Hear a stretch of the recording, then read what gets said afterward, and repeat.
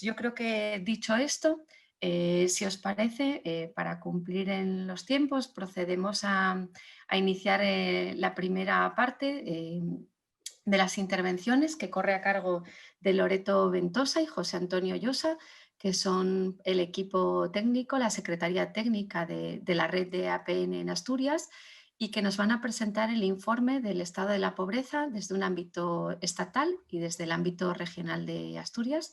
Así que sin más les doy paso. Gracias, Elena. Yo lo único para empezar, reiterar un poco la bienvenida a todos y a todas a estas horas. Y antes de empezar con la intervención, sí que me gustaría pediros un pequeño favor. El favor no consiste en otra cosa más que intentemos darle calor a esta mañana, puesto que tenemos una situación cuando menos un poco rara, llena de incertidumbres. Este medio del Zoom, que a pesar de que nos posibilita que nos podamos ver en la distancia, no deja de ser un poco frío, y sobre todo porque a lo largo de la mañana, sobre todo en esta primera intervención, vamos a dar muchos datos, muchos porcentajes y muchas gráficas. Y el favor que os quiero pedir es que no olvidemos, ya sé que muchos de vosotros lo tenéis muy presente, pero que no olvidemos que detrás de todos esos datos, de los porcentajes y de las gráficas, estamos hablando de personas, a muchas de las cuales, casi todos vosotros conocéis muchas, con nombre, apellidos, con toda una historia y esperemos también que con todo un futuro. Sin más, quiero presentaros esta primera parte, el informe del estado de la pobreza en España y en Asturias, más conocido como el informe AROPE. Este informe lo que pretende es dar una radiografía actualizada del impacto de la pobreza y de la exclusión social en nuestro país y en nuestra región. Todos los informes son tremendamente importantes, pero el de este año, que es el 10º, tiene una especial importancia. Tiene la relevancia de que se acaba la estrategia de la Unión Europea 2020. Por situarnos un poco y por recordarlo, en el año 2010 la Unión Europea presenta una estrategia en la que contemplaba cuáles serían los objetivos necesarios para coordinar un modelo socioeconómico para todos los países miembros. ¿Cómo se traduce esto en nuestro país? Pues en España, en el 2011, a través de su Programa Nacional de Reformas, especificaba claramente que el objetivo español era reducir las personas en situación de pobreza entre 1.400.000 y 1.500.000. Es en este momento en el que voy a hacer la pausa dramática, ¿no?, para que todos penséis y hagáis vuestras apuestas personales de si este objetivo se ha cumplido o tenemos alguna coletilla por ahí pendiente. Lo vamos a ver un poco más adelante. Como os decía, este informe es importante, todos lo son, pero este más, precisamente porque uno de los objetivos, aparte de esta radiografía que queremos dar, es también el de poder analizar el cumplimiento, el grado de cumplimiento de esos objetivos. ¿Qué cosas analiza este informe y que creemos que son interesantes? Analiza muchas, pero no nos vamos a poder detener absolutamente en todo porque las 400 páginas de informe dan para mucho y el tiempo que tenemos es bastante limitado. Así que nos vamos a centrar en 4 aspectos fundamentales. El primero de ellos es que la pobreza es muy diferente y se analiza en función de los distintos grupos, es decir, en función de su edad, del género, de la nacionalidad, incluso de la actividad laboral. Utiliza además el informe una perspectiva temporal. Esto implica que vamos a poder hacer un estupendo análisis longitudinal a lo largo del continuo de la última década, teniendo los datos actuales del 2019, que son los últimos que se analizan, y como punto de referencia, el 2009, que es el año anterior a la crisis. En tercer lugar, analiza también la intensidad, es decir, se estudia lo que ha sucedido en el grupo de personas pobres y cómo han cambiado sus condiciones de vida, si es que han cambiado.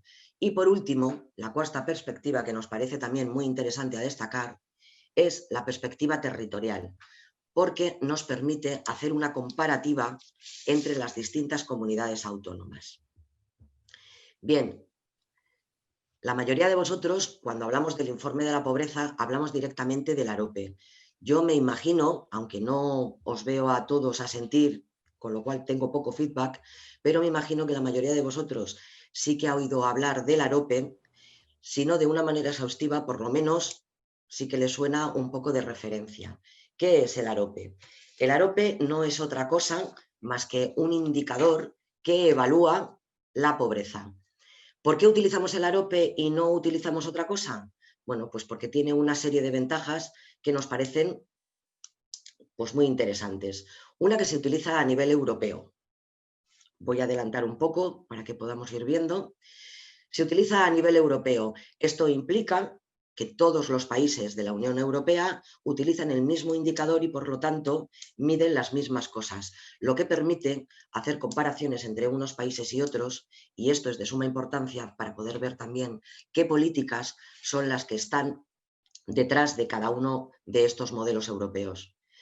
Además, se basa en una serie de fuentes muy solventes, es decir, tiene una gran solvencia. Fundamentalmente, el AROPE se basa en la encuesta de condiciones de vida y en el Eurostat, pero tiene además otra característica que no aparece en la diapositiva, pero que ya os la cuento yo, que permite, no mide absolutamente todos los aspectos, solamente mide pobreza, pero marida muy bien con aspectos tremendamente relacionados con la pobreza, como puede ser la desigualdad social, que veremos un poquito más adelante.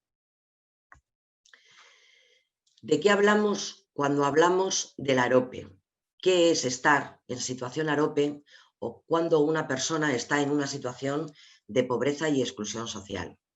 Decimos que para poder estar en esta situación, la tasa AROPE, o el AROPE, perdón, mide tres aspectos. Mide la tasa de pobreza, mide la privación material severa y mide el BID, la baja intensidad del trabajo por hogar. No me voy a detener mucho en cada uno de los aspectos porque creo que son de sobra conocidos, pero sí deciros que la tasa de pobreza es un indicador económico y que se estaría en tasa de pobreza cuando una persona está en el 60% de la mediana de los ingresos. Estos son en torno a 750 euros. Hablaríamos de privación material severa cuando nos referimos a las condiciones de vida que tienen las personas. Esta quizás sea la que más hemos oído comentar o la que más nos suena, porque también es la más observable en nuestro trabajo diario, que se refiere a las condiciones de vida, y para estar en privación material severa habría que puntuar, tenemos 9 ítems y habría que puntuar en al menos 4 de ellos.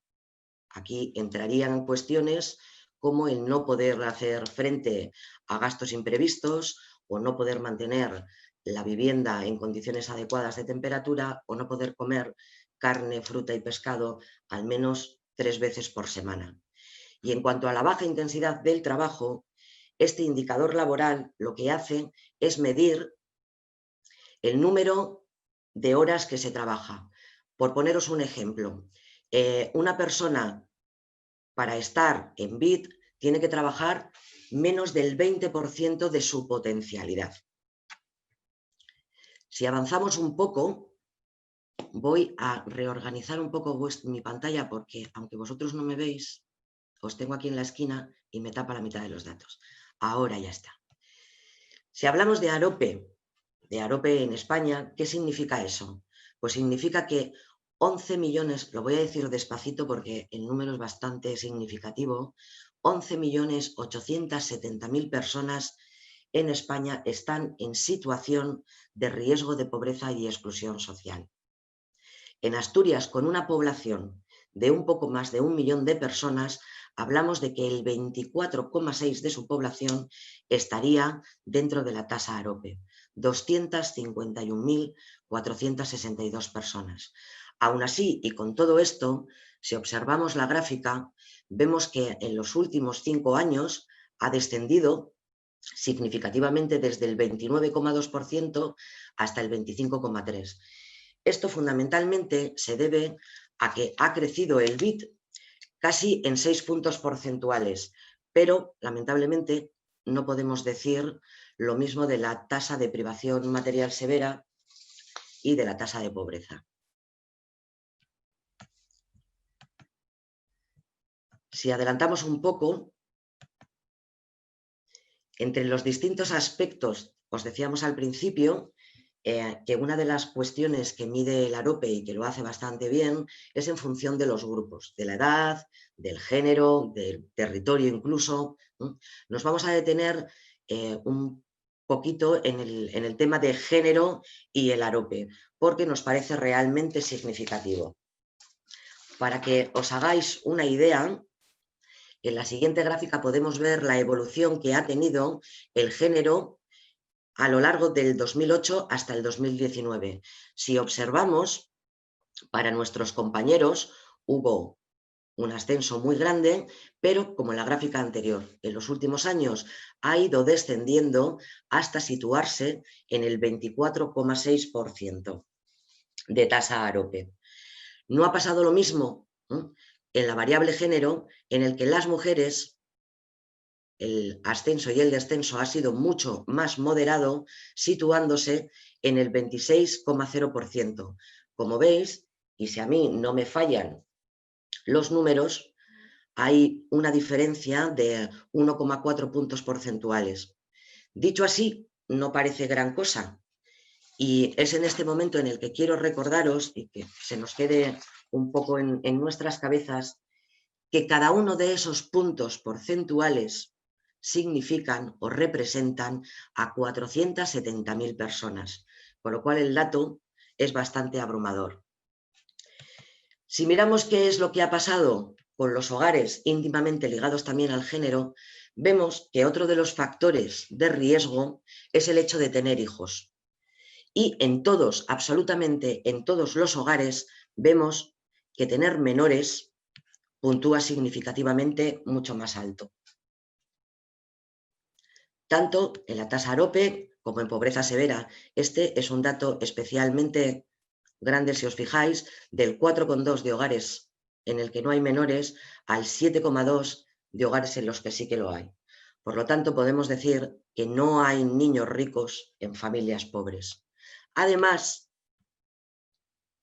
si observamos qué es lo que pasa dentro de estos hogares, vemos nuevamente que las mujeres en aquellas familias y en aquellas unidades en las que son la cabeza de familia, los hogares monomarentales, casi la mitad, el 46,8%, corresponden a familias cuya cabeza la ostenta una mujer. Me refiero a la cabeza familiar, no a la cabeza en sí, evidentemente. Si avanzamos un poco por los datos, si me deja las diapositivas, vemos que otro de los aspectos que mencionábamos al principio eran las diferencias territoriales. Pues bien, a pesar de que nuestra Constitución dice que todas las comunidades han de tener equidad y que es el propio Estado el garante de la misma, vemos que hay una especie de línea imaginaria que divide al norte y al sur de una manera grande y significativa. Entre algunas de las comunidades que hay en el norte y algunas de las que hay en el sur, hay hasta 26 puntos porcentuales. Por no irnos a los extremos, vamos a coger de ejemplo lo que pasa en dos comunidades vecinas, Castilla y León y Extremadura, un poco para que podáis observarlo mejor. En Castilla y León tienen una tasa AROPE del 16,7%, mientras que su vecina Extremadura es del 37,7%. Hay 23 puntos porcentuales de diferencia. Asturias, aquí arribita, con un 24,6% de la población en tasa AROPE, sí que tenemos que decir, luego mi compañero os lo va a explicar con muchísimo más detalle, que en este momento ocupamos la 11ª posición en el ranking de las 19 comunidades autónomas. Esto, que ya por sí es un dato abrumador, lo es mucho más si encima tenemos en cuenta que en los 2 últimos años hemos pasado del 5º puesto al 11º, como os decía. Otro de los aspectos que se contemplan en este informe, y que yo os invito a que, si tenéis tiempo y ganas, vayáis a él y os lo descarguéis y lo podáis leer con tranquilidad, es el tema de la desigualdad. Si bien el indicador AROPE no mide la desigualdad, yo os decía al principio que es un indicador que marida muy bien. Esto pasa por utilizar palabras que no tienen mucho a cuento y que vienen con el vino, pero pega aquí el maridar con otras variables que nos pueden explicar esto bastante bien.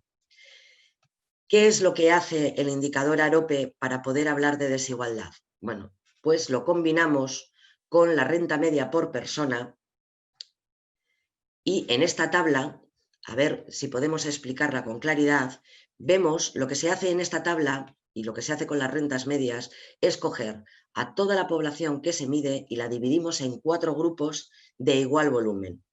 En estos 4 grupos, que son 4, corresponden a 4 cuartiles, el cuartil primero correspondería al 25% más pobre de la población, mientras que el último cuartil sería el 25% más rico, quedando los cuartiles segundo y tercero para las rentas medias. Como veis, lo apuntamos aquí con esta flechita, por primera vez en la última década hemos pasado a tener una renta nominal mayor que la que teníamos en el 2008. En este momento es de 11.680 euros. Si cogemos este dato en grande y en total, podemos pensar aquello de España va bien, porque el dato es mejor que el que teníamos hace 10 años. Pero estos datos totales esconden una realidad muy diferente para los distintos grupos de población.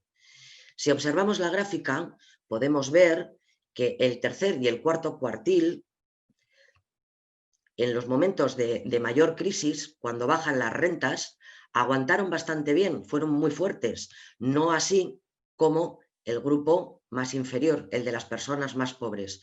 Y podemos decir que además, a partir del 2016, salieron de una manera bastante acelerada de la crisis, como podéis observar. ¿Esto qué implica? Implica que para la mayoría de las personas, para el 50% de la población, la crisis duró 3 años. Pero, sin embargo, para el 25% más pobre, todavía no hemos conseguido salir de la crisis. Esto se debe a muchos factores. Siempre decimos que la pobreza es estructural y es multidimensional y multifactorial. Y el fracaso de nuestras políticas y de las estrategias tradicionales podemos ver que se basa en lo siguiente. Hasta ahora, en esta última década, las estrategias tradicionales se basaban en 2 pilares fundamentalmente. Una de ellas era el crecimiento puro y duro y el otro pilar era el empleo. Pues bien, vamos a ver cómo no hemos sido capaces de que estas 2 premisas por sí solas sean suficientes. ¿Os acordáis al principio cuando yo os decía que hiciéramos nuestras propias apuestas si los objetivos habían cumplido o no? Bueno, pues este es el momento de poder verificarlas. Si observamos la gráfica, os he marcado aquí un pequeño triángulo de las Bermudas, podemos ver en esta variación, en esta relación entre el AROPE y el PIB, que comunidades autónomas que tienen PIBs muy similares tienen tasas de pobreza muy diferentes. Si esta premisa fuera real, que a mayor riqueza, menor pobreza, no tendríamos que encontrar estas diferencias tan grandes. Para que os hagáis una idea, si cogemos los datos de Valencia, de Asturias y de Castilla-León, aquí marcados, vemos que para Castilla-León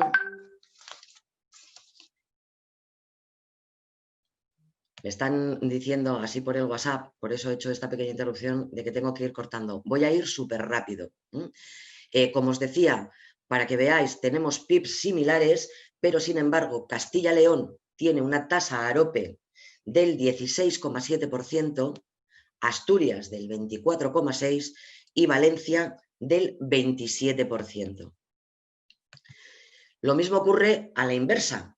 Podríamos decir que aquellas comunidades autónomas que tienen un Producto Interior Bruto con grandes diferencias, como podemos ver aquí entre La Rioja y Aragón, por ejemplo, deberían tener unas tasas AROPE muy similares. Y esta lógica tampoco se cumple. La pobreza, como os decía, es un fenómeno multidimensional y estructural.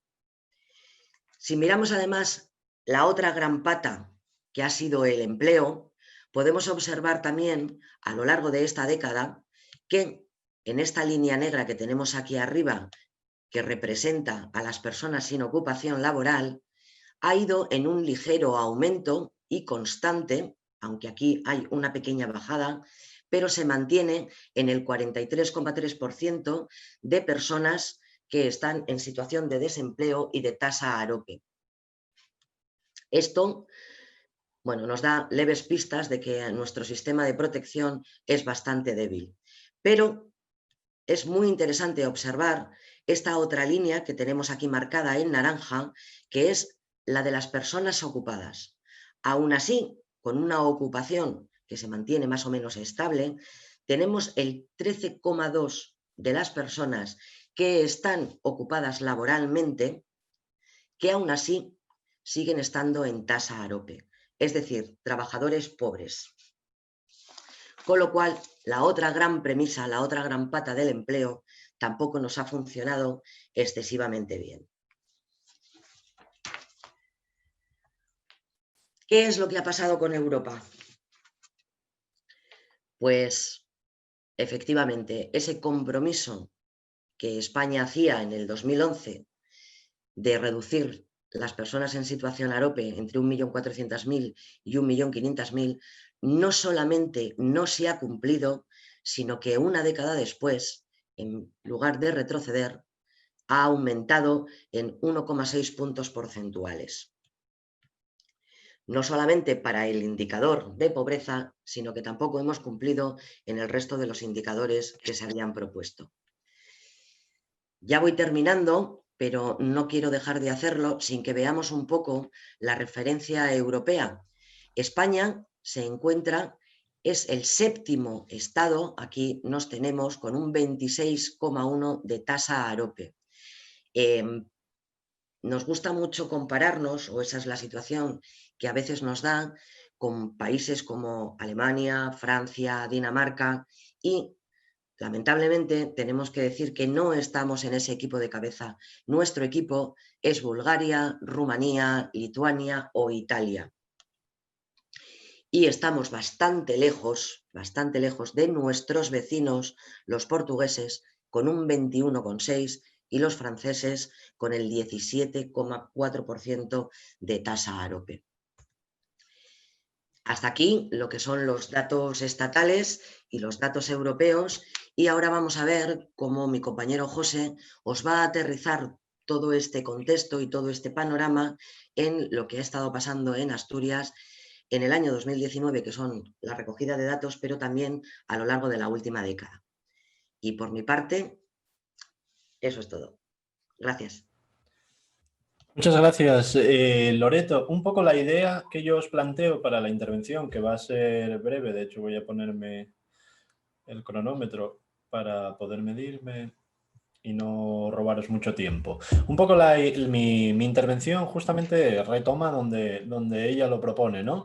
Hemos visto el contexto español, hemos hablado de cómo se sitúa el contexto español respecto a la tasa de riesgo de pobreza y exclusión social, y ahora nos vamos a centrar dentro de lo que es el marco de Asturias, de nuestra comunidad autónoma. Sin embargo, hay una pregunta que probablemente os estéis haciendo, y es: ¿cómo hemos llegado a esta situación sostenida en el tiempo? Pues bien, a esta situación hemos llegado a través de la crisis económica del año 2008, entre otras cuestiones. España es un país que de manera estructural ha marcado siempre índices de riesgo de pobreza y exclusión muy altos, lo cual responde a diversos factores que no nos podemos detener a explorar en tanta profundidad como merecen en el momento actual, pero si nos atenemos a nuestra historia reciente, si nos atenemos justamente al marco de la Estrategia Europea 2020, que tiene que ver, además, temporalmente, de una manera casual con lo que es el margen de la crisis económica que se empezó a desarrollar en el año 2008, lo que observamos es que la decisión política en Europa y en España fue la de la política de austeridad, una decisión política muy centrada en la garantía de la bondad de indicadores económicos, que por otro lado desatendió absolutamente lo que son los indicadores sociales. El resultado de toda esta cuestión es justamente lo que acaba de comentar Loreto, lo que yo voy a poder comentar ahora, pero lo más importante en realidad es el hecho de que no debemos asumir estos datos como algo coyuntural, sino que lo que acudimos y lo que observamos es que, fruto de esa política como digo, de austeridad que se desarrolló a lo largo de esos años, lo que se sucedieron fueron cambios de impacto estructural en los estados que dieron lugar a que esta situación tienda a la continuidad, como vamos a ver. Por tanto, eso nos invita a reflexionar en el momento actual y la crisis en la cual nos encontramos en el momento actual, que es una crisis sanitaria, pero también es social, pero también es económica, pero también es relacional, en tanto que afecta directamente a nuestro plano psicosocial. Y en la dirección en la cual cabría reflexionar en este margen es justamente en torno al tipo de decisiones que tomemos, porque debemos tener muy en cuenta que las decisiones que se tomen en el momento actual son decisiones que probablemente tengan un impacto perdurable y estructural dentro de nuestra vida social de los próximos años. Por ello, esta probablemente sea la situación en la cual es pertinente analizar lo que os podamos contar a lo largo de esta mañana. Si nos centramos justamente en los datos que observamos en este informe, lo que ofrece son datos anuales. Por tanto, los datos que tenemos son previos a la pandemia porque son datos relativos al año 2019, datos relativos a la conclusión del año 2019. El impacto real de la pandemia en los datos de riesgo de pobreza y exclusión social lo vamos a contemplar en el informe del año próximo, porque van a ser los datos relativos al año 2020 completo. Con lo cual lo que tenemos en realidad es una fotografía del contexto inmediatamente anterior a la explosión de la crisis COVID. Y lo cierto es que probablemente las colas que estamos viendo en comedores sociales o esa situación comprometida que estamos observando en las personas que se encuentran en situación de vulnerabilidad, en realidad responden no por entero a la pandemia, sino fundamentalmente al contexto previo en el cual nos encontrábamos. Somos seres sociales y somos seres muy adaptables y ello permite que tengamos una elasticidad asombrosa en nuestra manera de organizar nuestra vida, de tal modo que en una situación de vulnerabilidad o de pobreza muy intensa, tenemos la capacidad, por decirlo de una manera muy gruesa, de buscarnos la vida. Y esa situación de buscarnos la vida invisibiliza, esto lo sabéis vosotros mejor que yo, invisibiliza muchas de estas trayectorias vitales que por otro lado requerirían de atención y prioridad constante. Sin embargo, llega el momento en el cual nos confinamos en nuestras casas durante 3 meses, esa capacidad de buscarse la vida queda cercenada y entonces es cuando se visibilizan todas esas cuestiones. ¿Implican que no existían esta situación de vulnerabilidad previamente a la llegada del COVID? Obviamente no. Lo que pasa es que ahora se hacen más visibles y entonces se torna un problema social. Y esa es una buena noticia porque genera un margen. Cuando hay un problema que se torna problema social, genera un margen para que podamos intervenir sobre él con mayores herramientas, porque desarrolla una preocupación que hasta en el momento y probablemente de una manera muy injusta no fuese tan clara.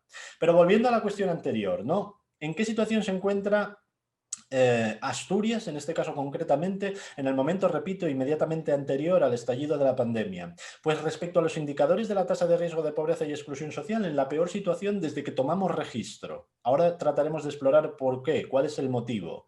En Asturias, en el año 2019, hay un 24,6% de población en riesgo de pobreza, prácticamente la misma que en España, cuando siempre había habido una diferencia bastante grande.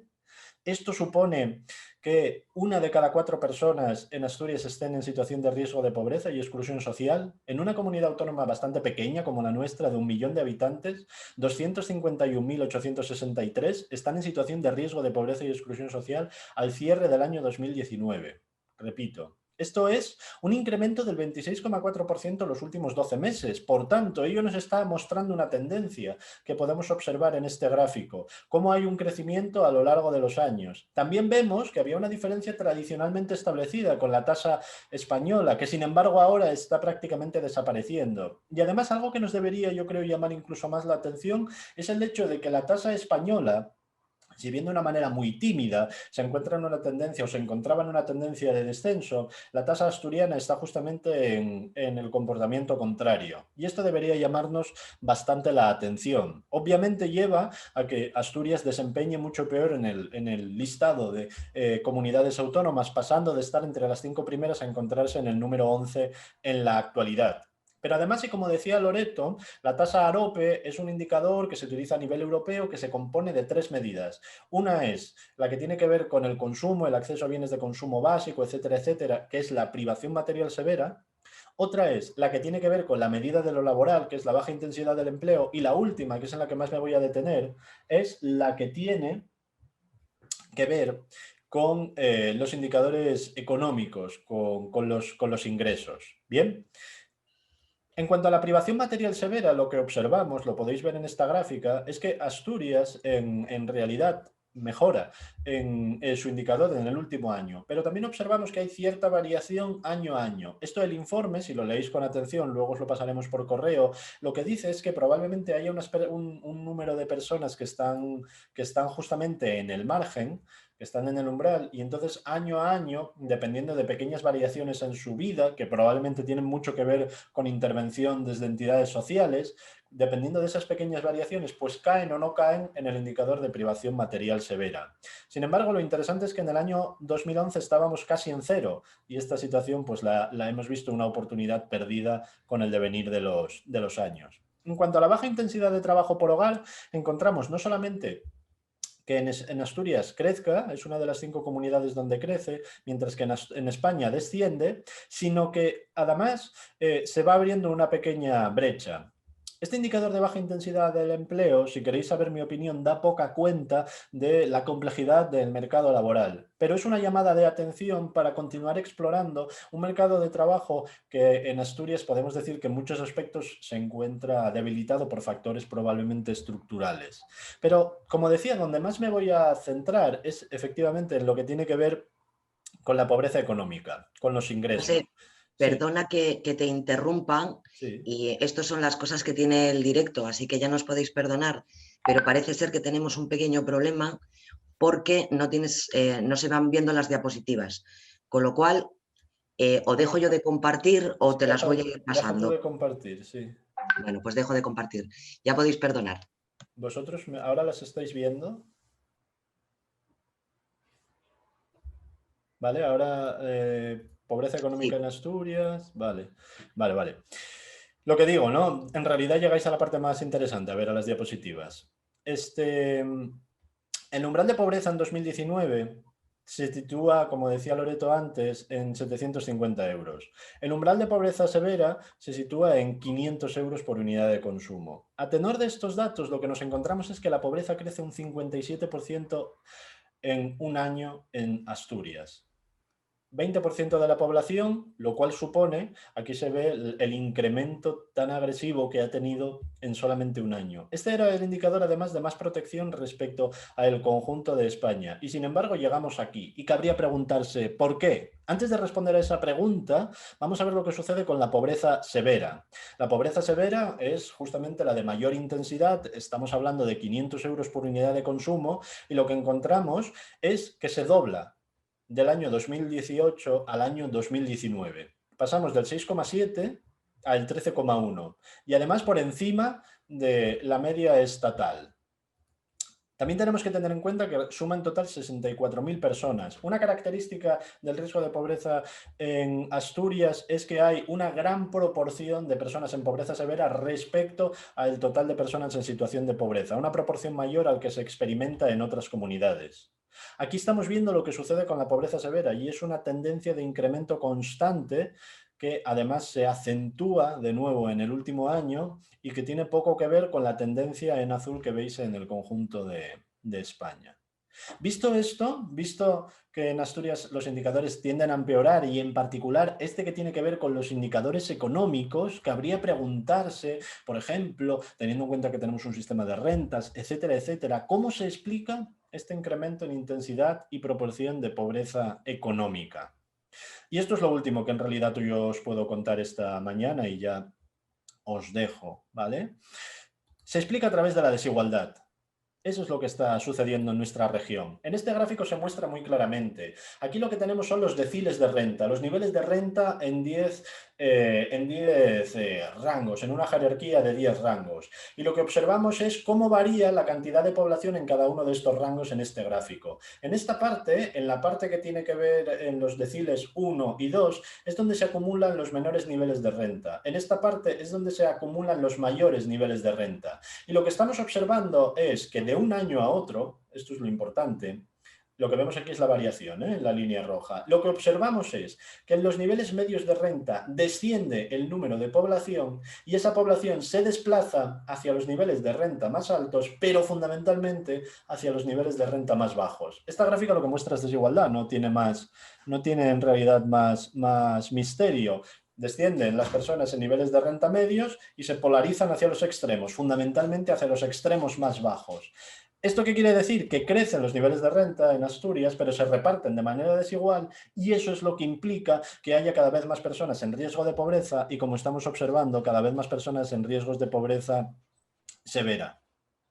¿Vale? Sin embargo, las cuantías, por ejemplo, de los ingresos, como por ejemplo el salario social básico, no es sensible a estas variaciones y entonces lo que sucede es que no es suficiente para llegar a los umbrales. Esa es la clave de todo este embrollo. Y lo que tanto llama la atención a mucha gente, que es la pregunta habitual, se explica en base a esta situación, que además no es nueva, sino que ya la veníamos advirtiendo año a año.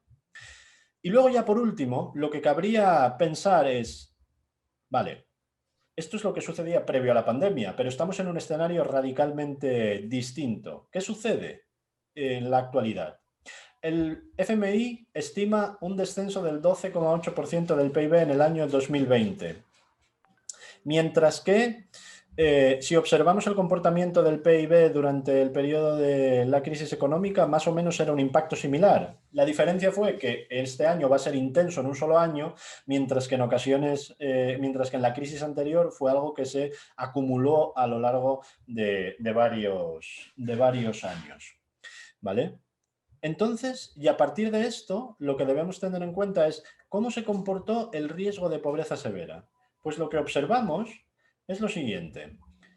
Baja el PIB, hay una caída, mientras que el riesgo de pobreza severa sube en una intensidad mucho mayor. Sin embargo, cuando el PIB empieza a recuperarse, el riesgo de pobreza severa o la pobreza severa, en lugar de descender, sigue creciendo y seguirá creciendo varios años más.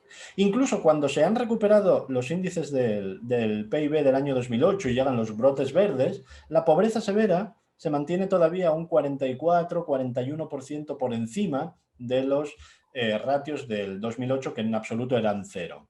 Con lo cual, ¿qué quiere decir esto? Quiere decir dos cosas. De hecho, quiere decir tres.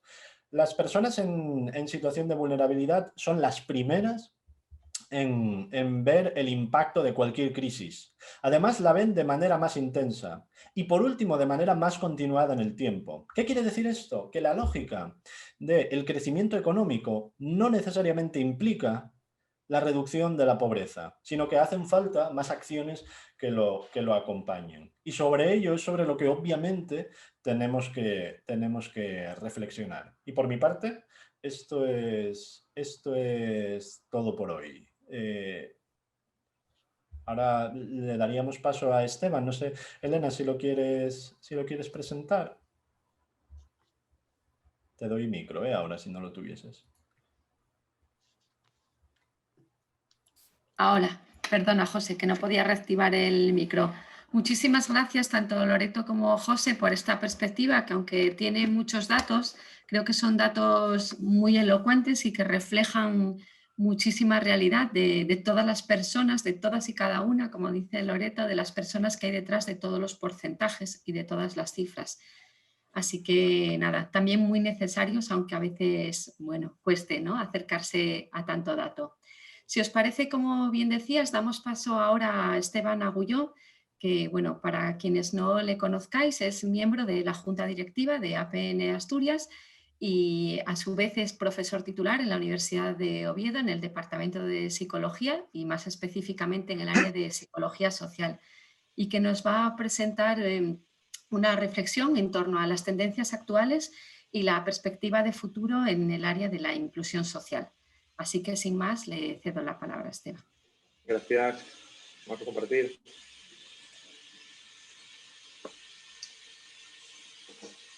¿Se ve la pantalla bien? Sí, ya se ve bien, Esteban, sí. Nada, muy bien. Oye, pues muy buenos días a todos. Primero que todo, agradecer la invitación que hace APN, ¿no?, para participar en esta iniciativa. Es un placer y, por tanto, nada,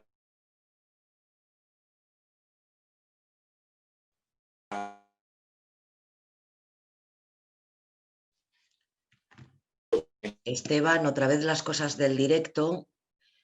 Tenemos problemas para poder escucharte. En estos momentos a nivel global, para luego aterrizarlo en nuestro contexto. ¿Problemas que no se oye bien o cómo? Sí, se te corta y te perdemos la voz, Esteban. Es como de conexión. Sí, pues no sé. Bueno, vamos a intentarlo, sigue, no te preocupes. Sigo y si vemos que es la conexión que tengo ahora y no sé. Bueno,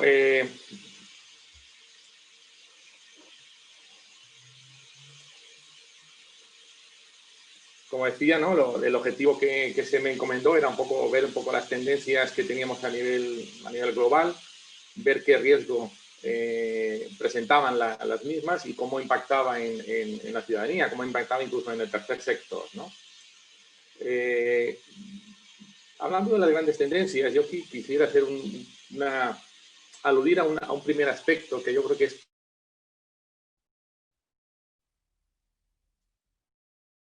uno de los más importantes, ¿no?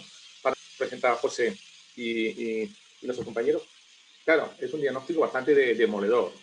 Las cifras son bastante claras y también, bueno, pues son bastante inasumibles. Pero ¿de dónde viene esto? ¿Dónde arranca todo esto? ¿Qué va a pasar en los próximos años? ¿No?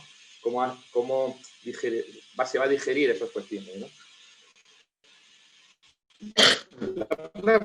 La primera cuestión que ya aprendes ya en el ámbito universitario, de casi el primer día de clases, que te dicen que el cambio es lo único que no cambia, el cambio es lo único que permanece siempre, por tanto es una premisa fundamental, que ya hay que tenerla en cuenta. Lo dejamos ahí para que ahora nos acompañará.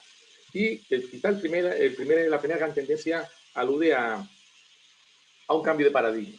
Como veis ahí en la pantalla, se ha cuestionado, se viene cuestionando y en los próximos años vais a ver que se va a cuestionar algo que parecía incuestionable, algo que parecía que nadie o muy poca gente creía que iba a cambiar, ¿no? Que es que iba a existir una progresión lineal, que íbamos con esa progresión lineal de mejora, de progreso, nos llevaba hacia una mayor democracia en el planeta, que los mercados, como veis, cada vez serían más abiertos a todo en general, tanto en expansión como en producción de productos y servicios, y que la cooperación internacional sería menos conflictiva y sería más pacífica. Bueno, eso se acabó. Pero no se acabó para unos cuantos años, no sé cuántos, eso sí que no sabemos. Pero esta tendencia que creíamos que iba hacia arriba se ha doblegado, esta progresión ya no es lineal, ni mucho menos para buena parte de las personas. Como veremos después, esa democracia tiene unos tintes de inestabilidad, lo tenemos hoy con el propio en Estados Unidos, con Trump, de una estabilidad que no sabemos qué va a pasar. Y los mercados tienen un índice de proteccionismo cada vez más importante y el tema de los conflictos a nivel internacional, dado esa nueva lógica, pues es bastante dominante. Por tanto, esa nueva era se caracteriza por esas características de una mayor complejidad, una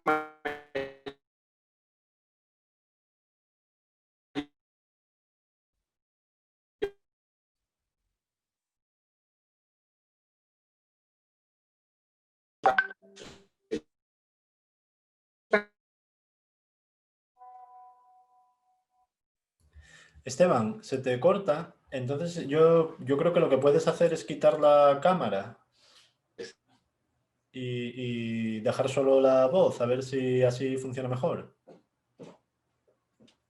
De hecho, no sé si me estás escuchando ahora mismo. Vale. Bueno, este nuevo paradigma es, digamos que como gran tendencia que nos lleva a una nueva era que es distinta a la que creíamos, esa progresión lineal que estaba comentando, que creíamos que todos íbamos a progresar poco a poco a nivel global. Bueno, eso se rompe. Y entramos, ¿y esto cómo se sustancia, cómo se concreta? Bueno, se concreta en una serie de tendencias que las estáis viendo ahí, que para entenderlas tenemos que valorarlas desde una visión integral, ¿no? Vemos, por tanto, la primera gran tendencia que se observa a nivel global es, bueno, y todo el mundo lo conocemos, vemos que es un cambio climático, que cada vez tenemos efectos que se observan cada vez más próximos, más visibles. Ya el otro día leía cómo ya había zonas de playa a las cuales ya les estaba entrando el agua a esa primera línea de viviendas, y la gente dirá, bueno, yo no voy a tener una vivienda en primera línea, perdón, pero sí que ya todo el mundo había escuchado que ya estamos comiendo microplásticos a través de los pescados. Así que los efectos cada vez son más visibles, más palpables y más se ingieren en mayor medida. Otra gran tendencia es la desestabilización política y social que existe a nivel global. Precisamente lo estamos viendo en nuestro Parlamento.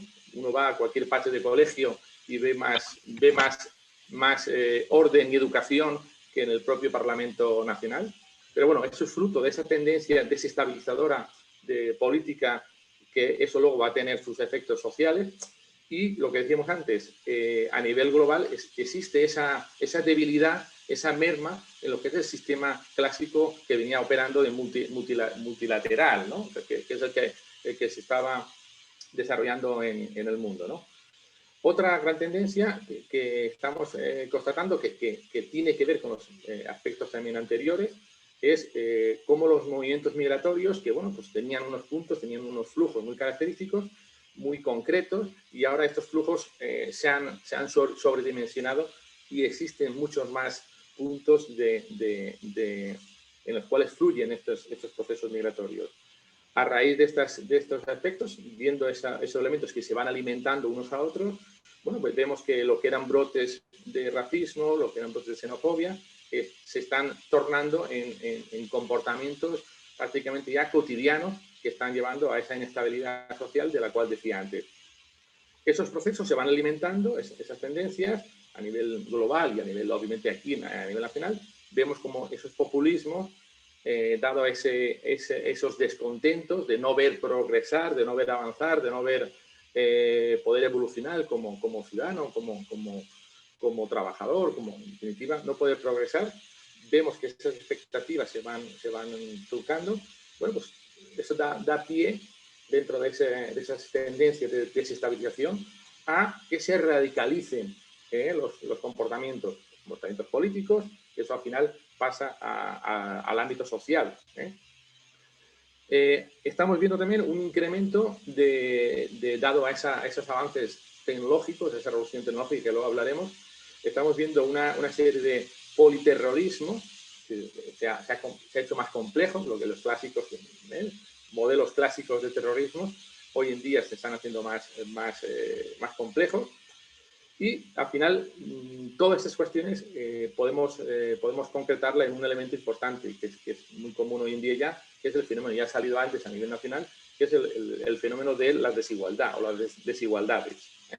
Bueno, yo sugiero que no se pierdan de vista estas tendencias y su visión integral, su visión que se van alimentando de manera negativa unas a otras, porque eso al final acaba bajando al terreno obviamente al terreno de lo social y obviamente al terreno nacional, ¿no? Entrando en la segunda parte, más de valorar un poco algunos de estos aspectos, cómo acaban aterrizando en el ámbito más propio nuestro, unos cuantos reflexiones sobre la situación actual y los problemas que de ello derivan, ¿no? Primero que todo, la pandemia. Yo la pandemia la tildo de es lo urgente, obviamente es lo dramático, y pongo ahí es lo devastador. Lo que ha hecho la pandemia no ha sido otra cosa que complicar de manera brutal estas tendencias. Es decir, estas tendencias estaban antes de la pandemia y van a seguir después de la pandemia. Pero van a seguir con elementos más complejos y más exagerados. Bueno, la pandemia digo que es lo urgente porque nos ha mostrado, obviamente, la fragilidad precisamente humana, nos ha mostrado la interdependencia que tenemos planetaria, y a la vez nos ha mostrado, nos va a servir para para analizar el modelo de convivencia que teníamos, que nos habíamos dado. ¿De acuerdo? Por tanto, la pandemia es un buen instrumento, es una buena lupa para analizar lo que teníamos, lo que tenemos y hacia dónde podemos ir, ¿no? Bueno, viendo la situación actual con respecto a la gestión de la pandemia, nosotros hemos sido conscientes, aquí desde APN se ha vivido bastante bien, pero bueno, a nivel nacional, pero no solo nacional, se ve una gran descoordinación, se vislumbran problemas de gobernanza, de deslealtades institucionales, visiones partidistas o inmediatistas, se ven esos individualismos y se ven esas irresponsabilidades que obviamente de las cuales hablábamos anteriormente. Esos elementos de inestabilidad, esos elementos que estaban ocurriendo a nivel global, se han visto multiplicados en la pandemia. ¿Qué pasará con la crisis?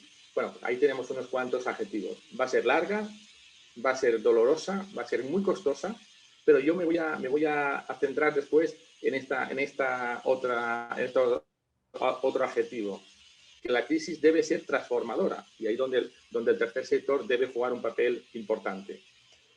Otro gran problema es que la pandemia, ya hay muchos expertos que están hablando que tiene que contemplarse más que pandemia como una sindemia. ¿Qué significa sindemia?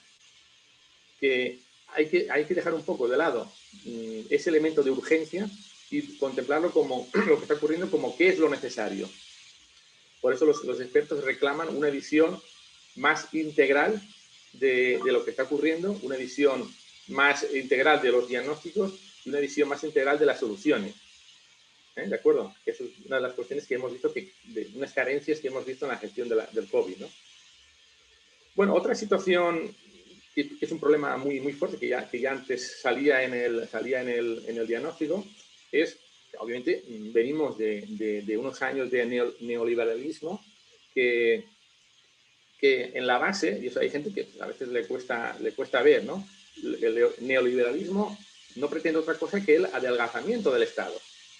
Es el más mercado y menos sociedad, en definitiva, ¿no? O un poner al mercado en el centro, ¿no? Bueno, eso genera unos problemas, que son unos problemas de problemas obviamente con esa generación de tejidos sociales, ¿no? Otro elemento importante que tenemos ahí es esa revolución tecnológica presente desde hace unos cuantos años, que evidentemente lo que ha hecho es empujar una serie de elementos, como por ejemplo luego veremos la forma de trabajar, el teletrabajo, que ya estaban presentes, pero que lo que ha hecho es empujarlos en una dirección, de generalización, ¿no? Otro elemento importante de situación actual es que el trabajo es una construcción sociohistórica, lo sabemos, pero que en la evolución actual, dada a ese predominio de estrategias neoliberales, bueno, pues va en una dirección muy concreta, ¿no? Que si no cambiamos esa dirección específica como decíamos antes, de menos intervención, de menos regulación, obviamente pues asistimos a un tipo de trabajo que no tiene nada que ver con ese modelo trabajístico con el cual todos nos hemos socializado, ¿no? Bueno, ese panorama nos lleva a un contexto de precarización global, laboral, que, bueno, pues no vamos a entrar en ello. Nosotros estamos estudiando el tema y vemos que al final cómo los procesos de precarización laboral llevan a procesos de precarización existencial, llevan a esas trayectorias laborales erráticas, inestables, que al final, pues bueno, pues generan, como luego veremos, esos procesos de exclusión y de descontento, ¿no? Un tema importante que yo quería recordar también como problemático es lo que llamo ahí el imperio de las grandes tecnológicas. Estas corporaciones que acaban teniendo más poder que en buena parte de los estados, digamos, mundiales, acaban teniendo un poder económico y financiero brutal, que supera los presupuestos de muchos de estos estados. Ese poder, obviamente, que están usando es un poder ilegítimo y obviamente está suponiendo un riesgo para las democracias representativas. ¿De acuerdo? Tenemos ejemplos todos los días de ellos. Otro problema dentro de la situación actual está esta crisis demográfica que pone en tensión lo que es esa desigualdad, esa discriminación entre lo que es lo urbano y lo rural, el problema de los nacionalismos, el problema de los procesos migratorios que decía antes, que cuestionan el propio modelo social europeo, sí, que niega ese modelo incluso de derechos humanos, el cual es básico para unas sociedades, digamos, modernas. Y bueno, toda esa cronificación de esas distintas crisis que llevamos acumulando, al final está generando esas desigualdades que contaba antes de como gran tendencia, se van concretando en estos fenómenos de pobreza, de radicalización, de enfrentamiento, de polarización, en todos los sentidos, ¿no? Por ejemplo, gane quien gane en Estados Unidos, lo que va a quedar en la sociedad norteamericana es una sociedad altamente, peligrosamente polarizada, que va a ser muy difícil de gestionar. ¿De acuerdo? Pues es fruto de esas tendencias que se van solapando y se van alimentando, ¿no? Otro aspecto sobre la situación actual, que bueno, pues que ya se ve dentro de esta pandemia, en la gestión europea, obviamente va a haber unos fondos, pero ya tenemos problemas en esa gestión de esos fondos, que arrastramos estos aspectos negativos de la gestión ya europea. Va a haber una demora de lo que es la aplicación de esos fondos, y a mí no me preocupa tanto ahora la demora, que sí, obviamente es la clave, es lo urgente, pero lo que me preocupa es qué va a pasar con los criterios de reparto, ¿no? Bueno, por último, dentro de lo que es este diagnóstico de concretar las tendencias estas generales, vemos que ha habido una transformación de lo que es el consumo. Pasamos a una nueva forma de consumir, que va en esa nueva forma de producir del nuevo capitalismo, que muchas veces pone al consumidor en el centro, pero consumidor solo como capacidad de adquisición de bienes y servicios, ¿no? Pasamos a un consumo que yo llamaría un consumo de suscriptor, en el cual, bueno, pues se tiende a disminuir la propiedad del producto y se va más hacia el servicio, ¿no? Tenemos el caso de Netflix, tenemos el caso de los servicios de alquileres de vehículos, etcétera, ¿no? Bueno, dentro de esta situación que puede resultar problemático es, por ejemplo, también el tema del teletrabajo. Decíamos que ha venido para quedarse, pero bueno, yo donde veo el problema es que ya está siendo denunciado como está operando como un peligro de esclavizar a la gente en sus propios domicilios, ¿no? Si trabajaras 24 horas prácticamente todo el año, ¿no? Por tanto, si no se regula bien y esa regulación tiene efecto, porque una cosa regular, otra cosa que tenga efecto, va a ser un problema para las personas, para las familias, ¿no? Algunos aspectos que quería comentar más antes de pasar al siguiente punto. Bueno, pues la posibilidad de nuevas crisis financieras está ahí como problema. Evidentemente, vivimos ya en una contracción de lo que es la economía. Eso va a repercutir en lo que es la inversión empresarial, que se va a notar muchísimo. Y obviamente va a haber un endeudamiento. Pero bueno, también el aspecto positivo es que desde todas las grandes instituciones, digamos, internacionales, están indicando que ahora toca gastar, que ahora toca invertir para salir de esta recesión que supone la pandemia, ¿no? Y por último, dentro de la situación problemática, es que toda esta convulsión, todo este entorno convulso de descontento generalizado está generando y va a generalizar más una serie de disfunciones en las tres ópticas de la salud, ¿no? La física la conocemos, la estamos viviendo más directamente, pero ya tenemos información de cómo la salud mental se está resintiendo notablemente y en los próximos meses vamos a ver sus efectos, ¿no? Algunas soluciones, algunos replanteamientos que requiere este tipo de situación.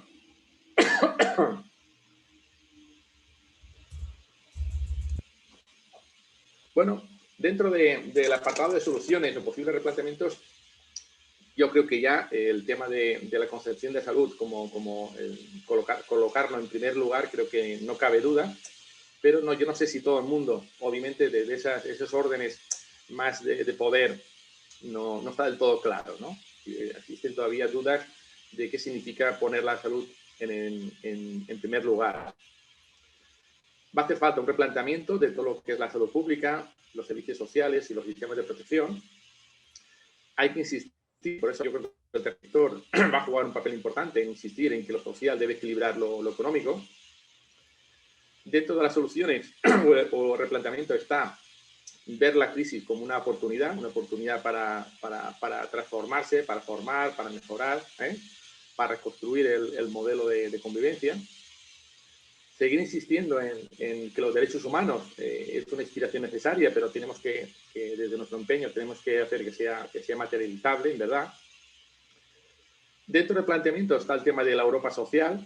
Yo creo que sí, es una oportunidad casi única, que si no logramos, o los políticos en Europa logran hacer una realidad, va a ser un modelo fallido, ¿no?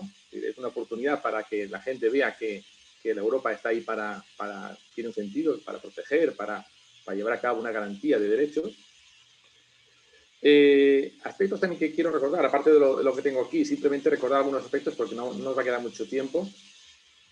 Creo que hay que avanzar como solución o como posible replanteamiento, hay que avanzar en una cultura prevencionista. Yo creo que si la pandemia nos ha hecho ver alguna carencia es que no existe una cultura prevencionista en el ámbito de la salud, pero tampoco en el ámbito de la educación, en el ámbito de lo político. No existe una cultura de prevención, que, como digo, siempre es más económica, siempre es más viable, ¿no? Como solución, es avanzar en que otra economía es posible y necesariamente otro trabajo es necesario. Yo creo que avanzar en el paradigma del trabajo decente es vital.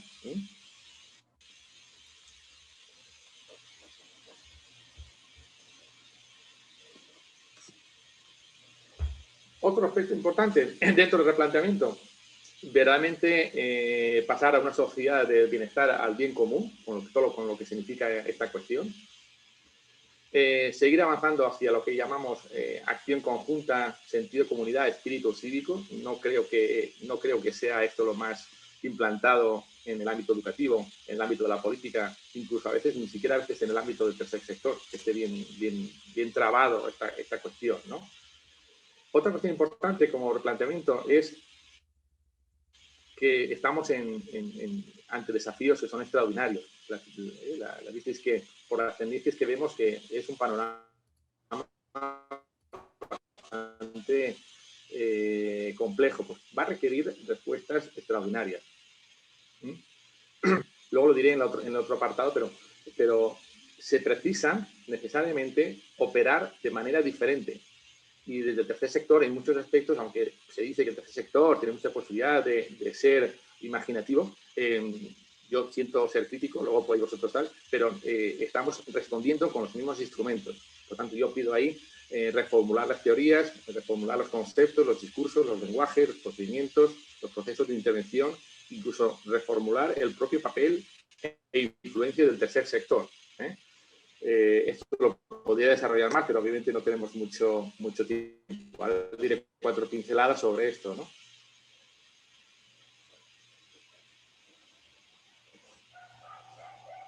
Ya había afirmado José y antes también Loreto, diciendo que la pobreza y la exclusión eran estructurales. Por tanto, en esa dirección tienen que ir los servicios. Esa es la exigencia que deben tener los servicios de calidad y esa es la exigencia que deben tener los derechos básicos, ¿no?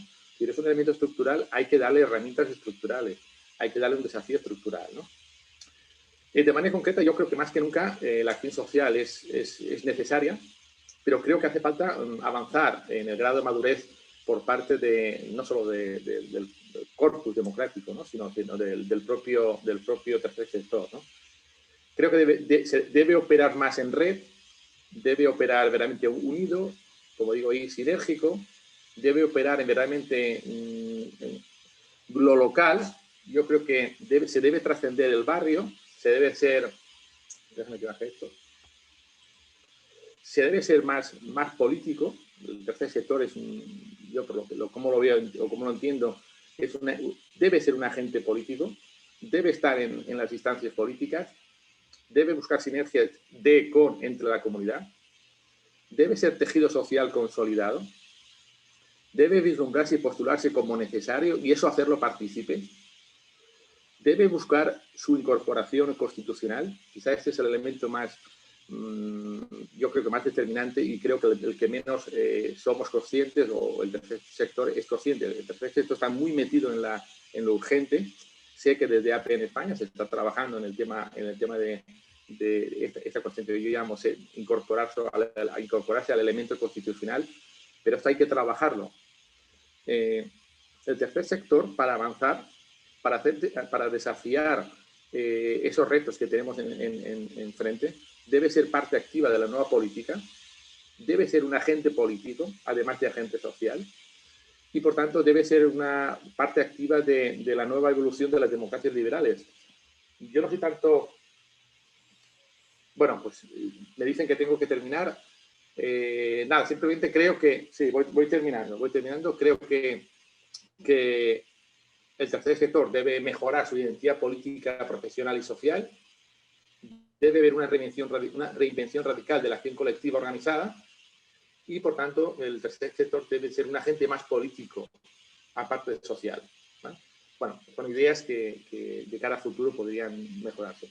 Pues nada, muchas gracias y quedo a vuestra disposición si queréis que comentemos algo más tarde. Pues estupendo, Esteban. Muchas gracias. No sé si puedes dejar de compartir la pantalla para que la pueda compartir Elena. Y te doy micrófono, Elena, que creo que no lo tenías. Ahora ya te debería permitir, ¿verdad? Sí, creo que sí. Voy a ver si logro aquí compartir la pantalla, ¿de acuerdo? Si os parece, como al compartir pantalla igual da problemas con el tema de la cámara, activo el micro y detengo el vídeo para que pueda proyectar el compartir, ¿de acuerdo? Vale, vale. Un poco vamos a aprovechar mientras haces la gestión para presentarte, ya que tú nos has presentado a nosotros, pues qué menos, ¿no? Elena es parte de la junta directiva de APN Asturias y además también forma parte del grupo de género de APN España y un poco la intervención que va a proponer en esta sesión final, que es la de cierre, y si tenéis alguna pregunta, pues reiteramos, ¿no?, la invitación a que la podáis depositar en el chat para que la podamos responder en minutos finales o a posteriori vía escrita. Como veis en su presentación, viene titulada por vías de incidencia en la lucha contra la pobreza en Asturias. En la intervención inicial, por resituar la sesión, lo que hicimos fue una visión a través del informe de la pobreza, de la situación de la tasa de riesgo de pobreza y exclusión social en Asturias. A continuación, Esteban lo que nos dio fue un enorme escenario que nos permite situar y contextualizar esos datos con algunas también pistas interesantes. Me parece particularmente relevante lo que tiene que ver con el papel que ha de tomar el tercer sector en este nuevo paradigma, que podríamos decir en términos globales y que obviamente impacta también en los términos locales. Y ahora Elena tiene la tarea, yo creo difícil, de tratar de aterrizar todas estas cuestiones sobre vías concretas de incidencia que directamente podamos tomar aquí en la región desde entidades sociales u otro tipo de colectivos. Así que te cedemos la palabra. Gracias, José.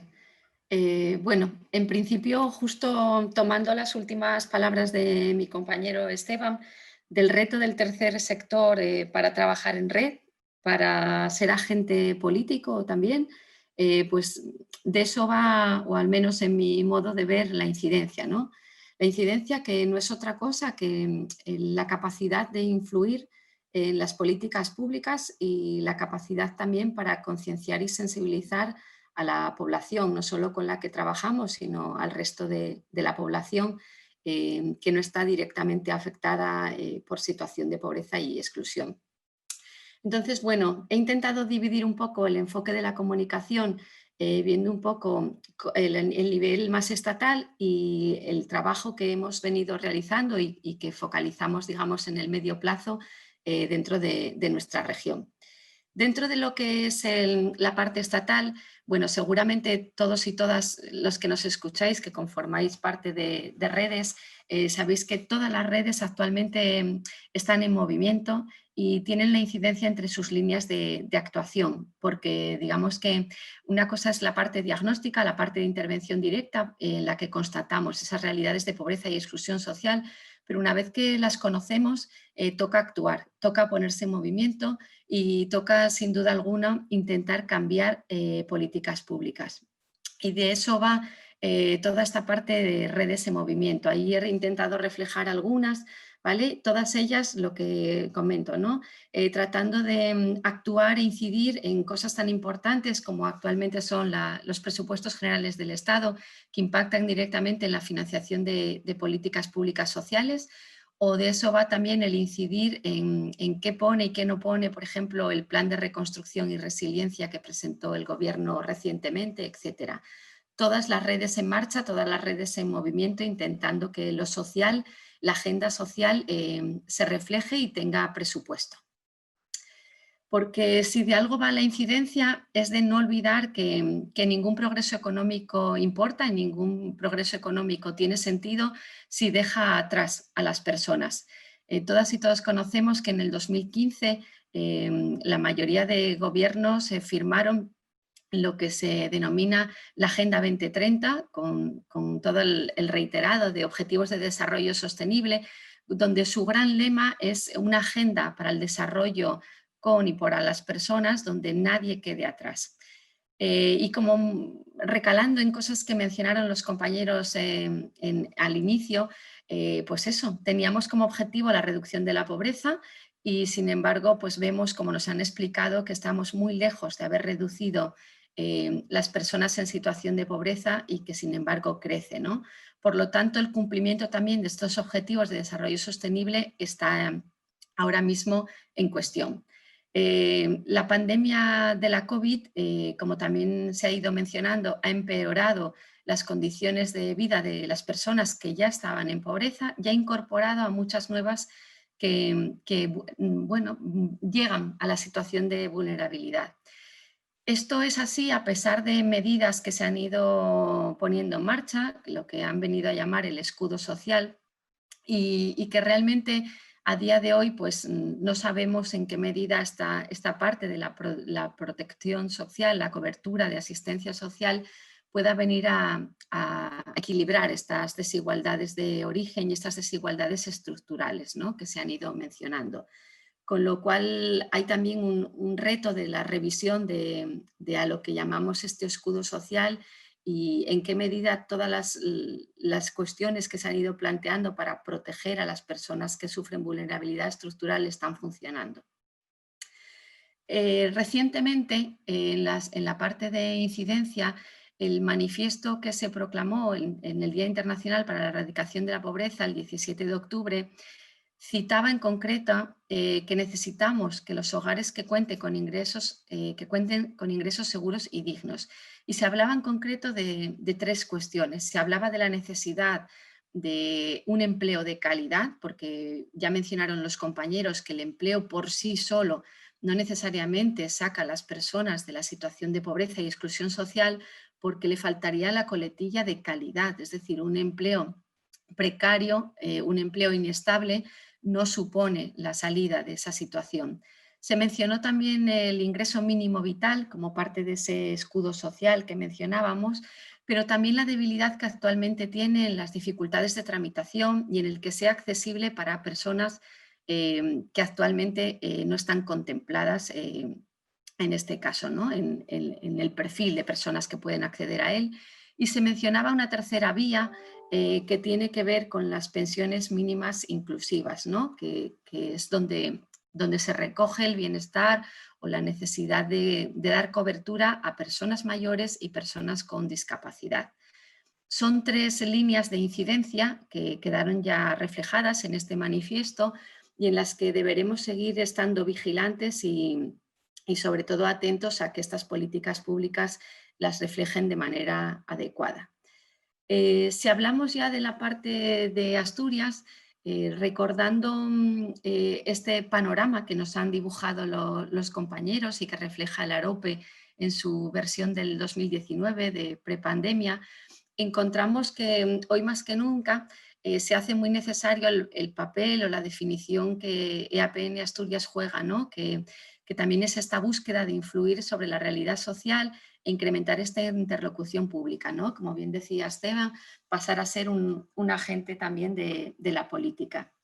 Y también traigo a colación unas recientes palabras que tuvo el presidente de AP en España, en la que deja patente un poco cuál debe ser nuestra mirada en la incidencia, ¿no? Y es que recordar a las personas que tienen la capacidad y nos representan, ¿no?, en el desarrollo de políticas públicas, que el progreso de un país no solo debe medirse por su PIB, sino por su calidad democrática en las instituciones, por la capacidad de garantizar la participación de los ciudadanos y ciudadanas y por su voluntad de respetar y valorar el pluralismo y su predisposición activa hacia la transparencia.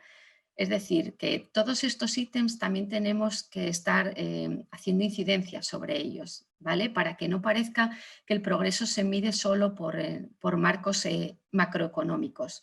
Y todo esto nos lleva a trazar dos focos o dos miradas, ¿no? Que es la vigilancia en torno a la gobernanza cooperativa, es decir, tenemos un staff de representación política, pero hay una sociedad civil organizada a través de redes y de muchas organizaciones que necesita también tener espacios de interlocución permanentes con la administración pública. Y también recordar y ser, bueno, como representantes de la misma para recordar la corresponsabilidad política de mantener este estado del bienestar. Que bueno, es una tarea que requiere voluntad política y que requiere muchas veces de inversión real, no solo de palabras y de manifiestos. Como decíamos, hay como varias líneas que pasaré, intento lo más rápido posible porque luego seguramente os haremos llegar las presentaciones, en las que toca hacer especial incidencia. La primera es el empleo, pero como decíamos, empleo de calidad, empleo digno e empleo inclusivo. Sabemos que el empleo a menudo genera desigualdades y sabemos que por las cifras de todos los informes recientes, las personas jóvenes, las mujeres y las personas con discapacidad y de origen migrante, así como las pertenecientes a minorías étnicas, sistemáticamente son las que experimentan peores condiciones laborales y mayor dificultad en acceder al mercado laboral. Por lo tanto, toca incidir en este área. Y desde la red proponemos medidas en varios aspectos. Pues obviamente todo lo que tiene que ver con la recuperación de derechos laborales, todo lo que tiene que ver con la coordinación entre las administraciones de servicios sociales y empleo y, cómo no, atajar especialmente en nuestra región todo lo que tiene que ver con el desempleo juvenil. Más medidas que trazamos, pues que haya planes de empleo ajustados a los perfiles de colectivos en riesgo de exclusión social, toda la parte de bonificación a la contratación a colectivos en riesgo de exclusión social y que exista la introducción de cláusulas sociales en la contratación pública. Estas son una parte de las medidas en las que nosotros querríamos o queremos hacer especial incidencia en el área del empleo. Empleo digno, empleo inclusivo y empleo de calidad. Otro de los focos en los que nos parece importantísimo, fundamental, seguir haciendo incidencia tiene que ver con la educación. Sabemos, de todas y todos es conocido, que la educación es el mecanismo de movilidad social más eficaz que tenemos en las sociedades, porque sobre el papel, y así se ha demostrado en muchos países que han puesto en marcha una apuesta decidida por la educación de calidad, impide que se perpetúe el círculo de la pobreza y promueve sin duda la igualdad de oportunidades, reduciendo la desigualdad social. Tiene un papel fundamental porque además no solo dota de conocimientos, sino también de capacidades y destrezas para generar en las personas pensamiento crítico y para que sean personas conocedoras de sus derechos y como ciudadanía. Con lo cual tiene esa oportunidad de vencer, ¿no?, las desigualdades de origen, las desigualdades estructurales en las que cada persona nace. Y tiene también importancia que hagamos incidencia en que la educación no solo está recogida en un currículum y en un horario lectivo, sino que el ocio educativo de calidad, centrado en espacios de educación no formal, en horario extraescolar, también son oportunidades importantísimas de aprendizaje que promueven además la convivencia, la ciudadanía y el sentimiento de pertenencia a la comunidad.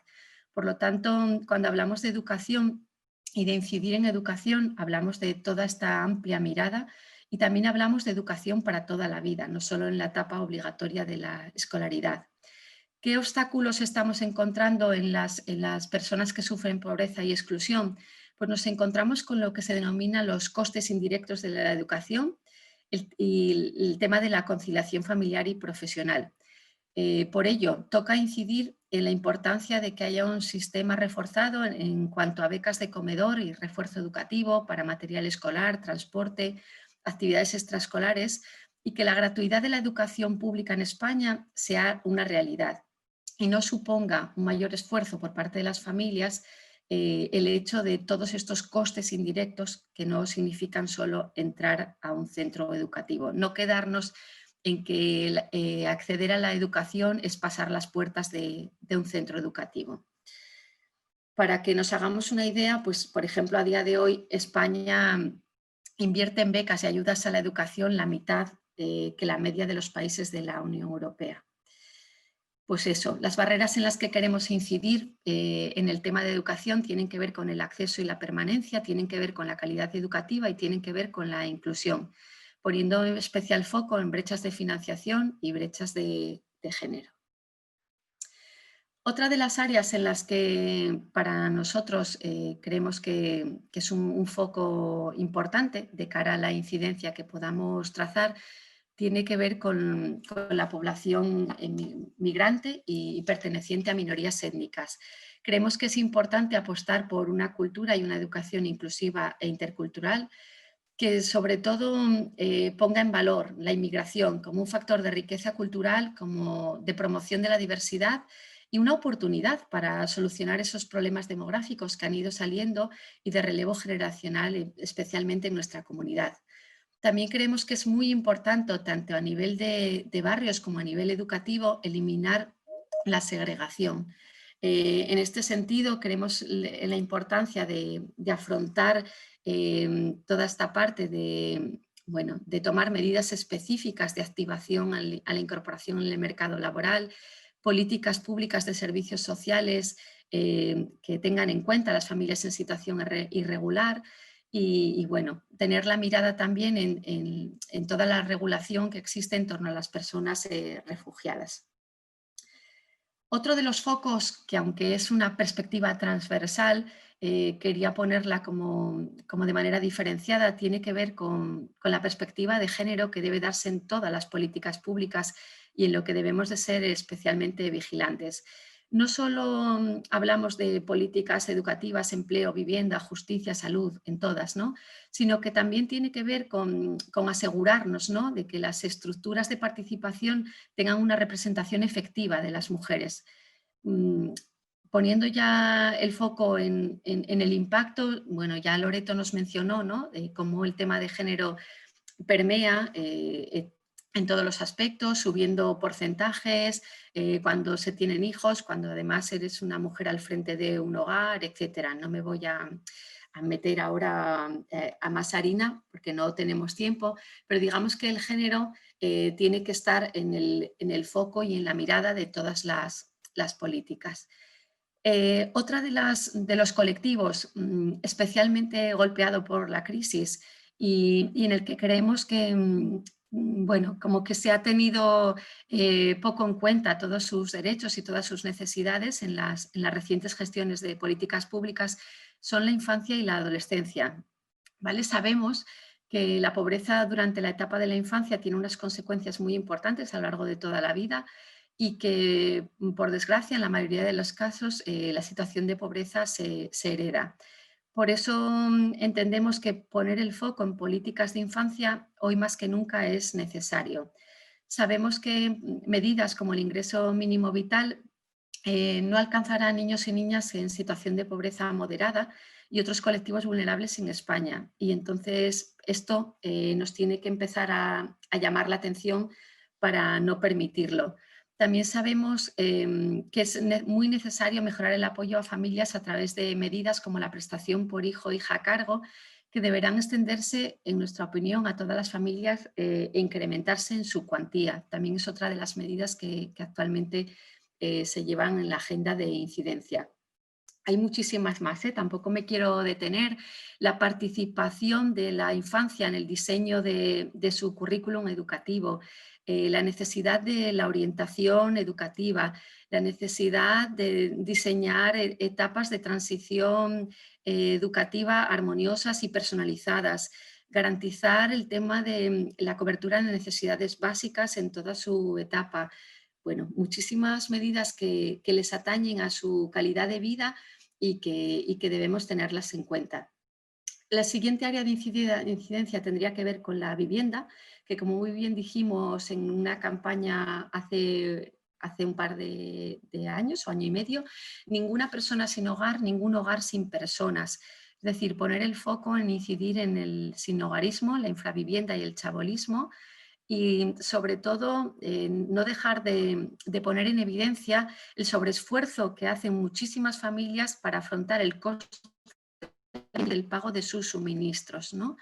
También esto tiene un abordaje político, de políticas públicas activas para desde incrementar el parque de vivienda pública, necesitamos vivienda social, necesitamos intermediación entre propietarios de vivienda vacía y arrendatarios, necesitamos mejorar todo lo que tiene que ver con la posible actividad de una empresa municipal de vivienda, necesitamos ayudas económicas de emergencia, necesitamos crear equipos de salud mental, por ejemplo, para personas que viven en situación de calle, etcétera. No me voy a detener ahora en todas, ¿de acuerdo?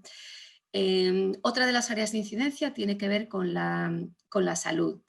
Tenemos un sistema de salud pública que en teoría y sobre la base da acceso a todas las personas con unas necesidades en este área. Pero la realidad es que no es así y que sí hay rasgos de exclusión en el acceso a una salud con calidad también, ¿no? Y a un bienestar, porque no hablamos solo de una salud física, como bien decía Esteban, sino que hay 3 pilares de la salud, ¿no? Y ahí sí que es donde se ve riesgo de exclusión, ¿no? Bien porque vivas en el medio rural, porque seas una persona emigrante, porque estés en situación de sinhogarismo, porque pertenezcas a una minoría étnica, por padecer una discapacidad, etcétera, puedes no tener ese derecho universal de acceso. Lo que pretendemos es perseguir un sistema de salud comunitario que garantice esta concepción de salud en los 3 pilares y que atienda a la diversidad y que centre sus esfuerzos, como bien se ha venido diciendo, en la prevención. Por lo tanto, bueno, medidas que nosotros planteamos pues son algunas de las que ahí se reflejan, ¿no? Mejorar la cobertura, el alcance, la tramitación de la ley de la dependencia, garantizar la perspectiva de género en todos los niveles, hablar de estos 3 pilares de bienestar físico, mental y social, crear estructuras de coordinación entre profesionales de la salud y entidades sociales y administraciones públicas, diseñar una estrategia general de salud mental, tener espacios de respiro para familiares cuidadores, etc. Por tanto, en esta parte, la prevención, como bien se mencionó por parte de Esteban, debería ser la clave, ¿no? En la parte de cómo vamos a incidir en prevenir la pobreza y la exclusión social. Pues tiene que ver con eso, ¿no? Con coordinación y prevención.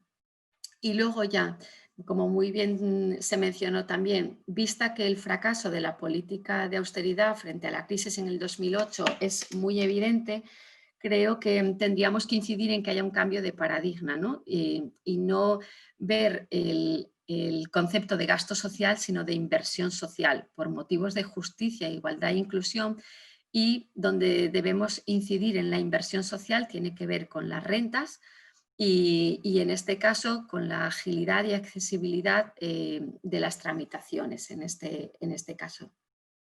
Luego, me voy a saltar por falta de tiempo, era como para traer también en qué aspectos estamos colaborando a la incidencia de la Europa social. es decir, hablando de derechos civiles, políticos, económicos, sociales y culturales, porque todos ellos conforman una vida digna y por tanto en todos deberíamos estarnos fijando en su cumplimiento y en todos deberíamos hacer incidencia. Bueno, simplemente saber que también nuestro marco de incidencia tiene como mirada el pilar europeo de los derechos sociales. Y luego simplemente, ya como para rematar, dejaros ahí una pincelada y en positivo de algunas experiencias de incidencia que sí hemos llevado y estamos llevando a cabo desde APN Asturias. Por ejemplo, cuando fueron las elecciones municipales del 19, en la que muchos de vosotras y vosotros seguro estuvisteis participando con nuestro bus social, donde intentamos poner en valor todas estas propuestas y medidas. Recientemente, en la pandemia, cuando nos organizamos en diferentes foros de trabajo y donde también salimos a los medios poniendo en evidencia que la curva social no estaba siendo atendida. Mucho más recientemente todo el trabajo que en red hemos ido haciendo para la campaña de Asturias sin recortes, en colaboración con la Mesa del Tercer Sector, la que está activa actualmente, que es el espacio de construcción y de diálogo que está actualmente abierto con la Consejería de Derechos Sociales y al que os invito especialmente a participar y a sumaros para ser parte de nuestra acción de incidencia. Y luego ya por último deciros que si algunas lecciones nos ha dejado esto que viene siendo la COVID y el impacto social, es que debemos de seguir para poder incidir trabajando en red, trabajando en coordinación con la administración pública, priorizando el bienestar desde una perspectiva comunitaria y no individualista, no haciendo invisible a la infancia y sus necesidades específicas y trabajando para contar con protocolos de actuación compartidos, así como considerando el sector social como esencial. Esas son líneas importantes en las que seguiremos incidiendo. Por mi parte no me extiendo más. Muchas gracias y si os parece ahora voy a dejar de compartir y queda abierto un pequeño turno de preguntas y de palabras para lo que queráis trasladar.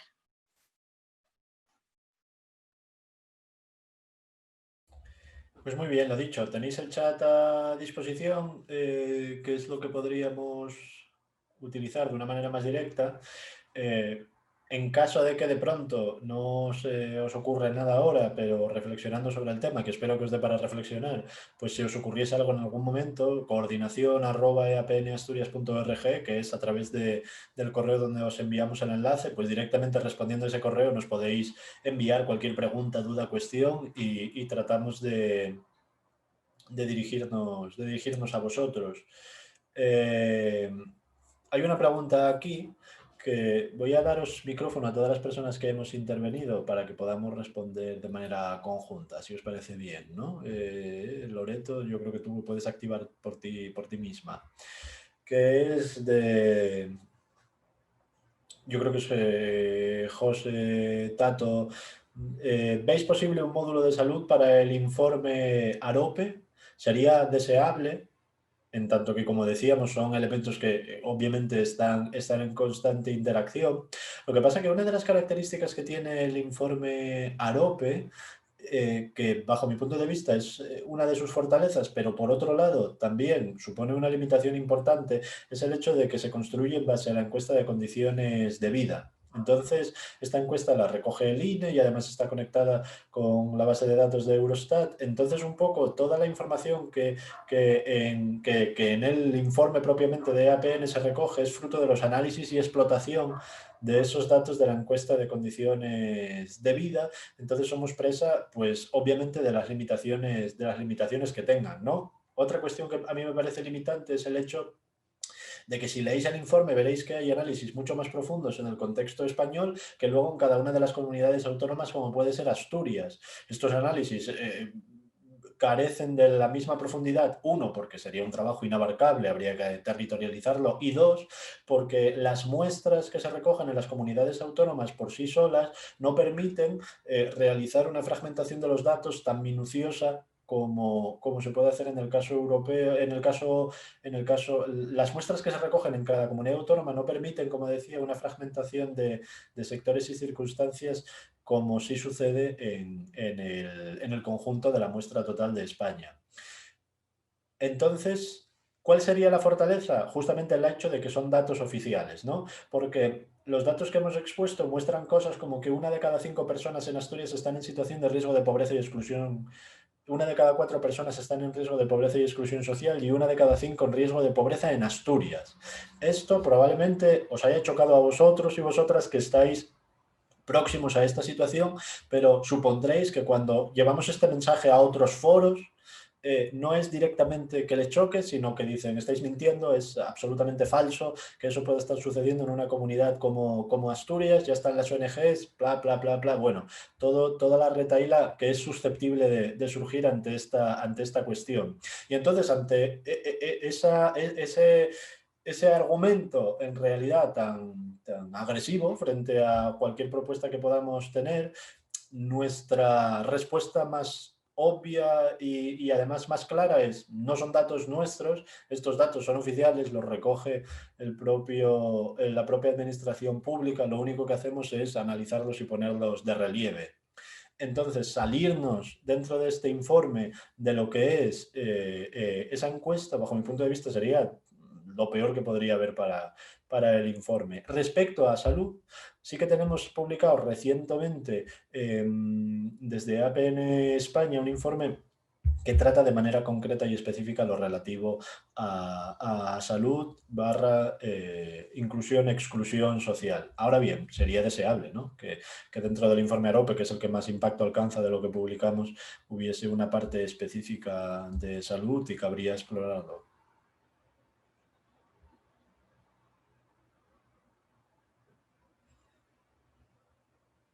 No puedes charlar. Voy a intentarlo, ¿vale?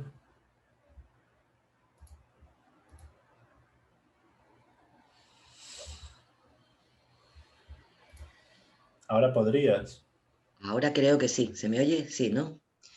Tenemos en el chat también una cuestión que nos llega desde el ámbito rural y la discapacidad. Bueno, pues deciros simplemente lo mismo que acaba de decir José con el tema de la salud. Más que deseable que pudieran contemplar también este tipo de aspectos. Y sí que es verdad que bueno, todavía nos quedan cosas. Yo os decía al principio que la AROPE mide pobreza, que combina bien con otro tipo de indicadores y que habrá que ir introduciéndolos poco a poco. Aquí recogemos, ¿no? Igual que hemos dicho que el tema de género estaba poco representado en el informe y se ha ido mejorando a lo largo de las últimas ediciones, Elena, recogemos también todo esto que nos cuentas del ámbito rural, el tema de dispersión, soledad y discapacidad. Comenta Eva, como Esteban seguramente dé alguna pista más concreta a este respecto, pero comenta Eva lo relativo a...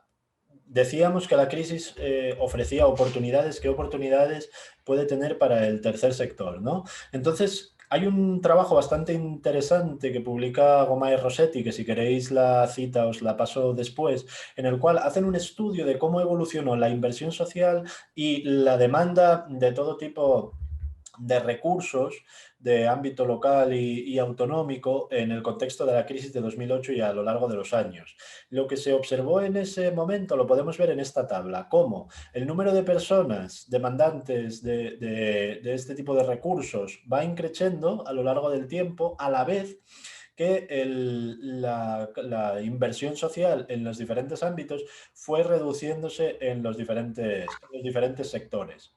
Sin embargo, muchos de los que estáis aquí, que trabajáis en el tercer sector o en la administración pública relacionada con este ámbito, observaríais que en realidad lo que hicimos fue más con menos. ¿Vale? Entonces, la conclusión de esto fue que atendimos a más personas, más situaciones, más casuísticas, con menos recursos, a costa de o bien la calidad de lo que hacíamos en nuestro trabajo, o bien nuestra propia salud, nuestro propio bienestar. Pero indudablemente, yo si hiciera una valoración de cómo evolucionó el tercer sector a lo largo de la crisis de 2008, diría que creció en su extensión, pero que salió deteriorado, ya que no consiguió avanzar en las líneas estratégicas que comentaba Elena. De hecho, ese periodo de crisis y justamente ese trabajar al límite de los recursos a lo que llevó fue a un trabajo fundamentalmente muy volcado en el plano asistencial. Entonces, en cuanto a la progresión del tercer sector como una herramienta de desarrollo social y político y de transformación de entornos, fue una absoluta parálisis. Entonces, justamente tenemos ahora digamos, la labor encomendada de tratar de reivindicar el tercer sector no como una pata asistencial de lo que no llegan los sistemas de protección social de la administración pública, sino como una herramienta de transformación de entornos para, en caso de que llegue una nueva crisis de estas características o de otras, pues estuviéramos en las condiciones comunitarias, sociales, etcétera, etcétera, necesarias o apropiadas para lograr solventarla con mayor éxito y de una manera más cohesionada. Entonces, a este respecto, cabe repensar en qué es el tercer sector. Una herramienta asistencial que cubre lo que no alcanza los recursos públicos con una cantidad cada vez menor de recursos a disposición, o una herramienta de transformación que moviliza el interés de la ciudadanía para participar de manera efectiva en la política pública. Ese es el punto en el cual nos encontramos. Porque en ocasiones hacer más proyectos no implica que estemos avanzando a ningún lugar, sino que simplemente tenemos más tareas encomendadas que quizá no son las que nos correspondería llevar a cabo. No sé, Esteban o alguna de las personas que han intervenido, Elena, si tenéis alguna cosa que comentar a este respecto. Y no sé si se da por respondida, por otro lado, la pregunta. Voy a buscaros. Elena.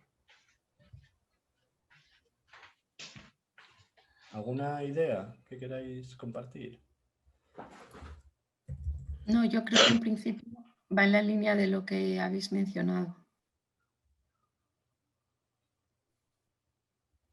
Vale. Vamos a ver. Dice Héctor, ¿no? Pudimos encontrar unos marcos de relación y colaboración que deben presuponer constantes y alejados del plano asistencial. El telón de fondo de toda situación vivida supone una oportunidad de potenciar transformación de aquello que ya era evidente que no funcionaba y empuja a nuestra sociedad hacia contextos de desigualdad. El problema, toda esa evidente necesidad, nos está sabiendo orientar hacia esos cambios tan necesarios. Atendemos probablemente la urgencia en lugar de pensar a largo plazo. Una cuestión en la que sí que pensamos a largo plazo, por ejemplo, digo como país, en general, yo creo que es el ingreso mínimo vital, ya que se plantea como un derecho que no es un parche. En tanto que, una vez superada la pandemia, mejor o peor, tal y como esté formulado, no nos vamos a detener en eso porque probablemente nos enredásemos.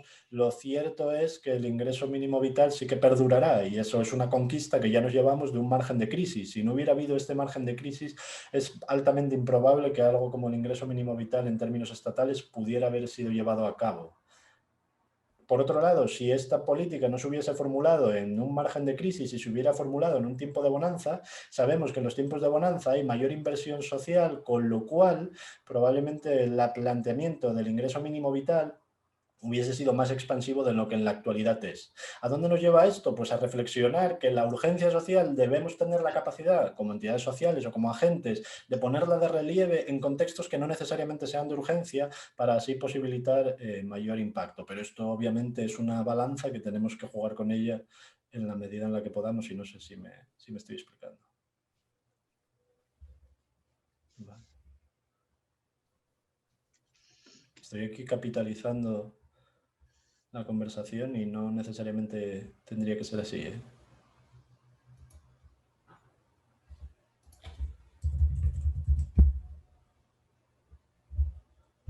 Bueno, pues si os parece, damos por cerrada este encuentro, nos alargamos un poquito más de la hora prevista, rogamos que nos disculpéis, os pasaremos las presentaciones PowerPoint, os pasaremos también lo que tiene que ver con el informe. Agradecemos a Elena Rúa, Esteban Agulló, su participación esta mañana en la sesión y agradecemos en realidad a todos vosotros que hayáis querido compartir con nosotros un ratito. ¿Vale? Para finalizar, no quiero dejar de despedir a todos los que estáis y a todas las que estáis. A algunos no conocemos personalmente, pero para las caras conocidas, pues un saludo a todas y a todas. Y cuidaos mucho. Hasta luego, gracias. Gracias.